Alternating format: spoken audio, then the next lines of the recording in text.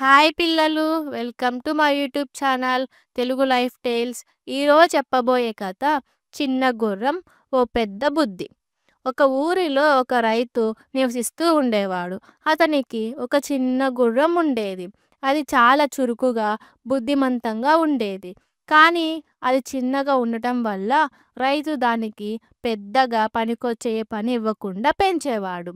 ఒకరోజు ఆ ఊరి దగ్గరలోని అడవిలో పెద్ద సింహం ఉండేది.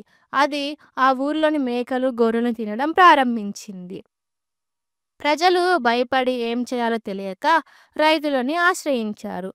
రైతు తన పెద్ద గుర్రాన్ని తీసుకొని సింహాన్ని తరిమేయాలని ప్రయత్నించాడు. కానీ అది విఫలమయ్యింది.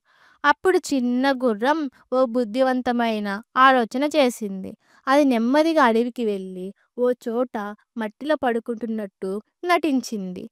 సింహం గమనించగానే అది అటు వెళ్ళి మిగిలిన జంతువులను వదిలేసి ఈ గుర్రాన్ని పట్టుకోవడానికి ప్రయత్నించింది. కానీ ఆ చిన్న గుర్రం ఒక్కసారిగా లేచి అతివేగంగా ఊరి వైపు పరుగు తీసింది. ఊరి రైతులు ముందుగానే సిద్ధంగా ఉండడంతో సింహాన్ని పట్టుకొని దాని నుంచి ఊరిని కాపాడగలిగారు. అదంతా చూసిన ప్రజలు ఆ చిన్న గుర్రాన్ని పొగిడారు. రైతు కూడా చిన్నదని తక్కువ అంచనా వేసినందుకు సిగ్గుపడ్డాడు.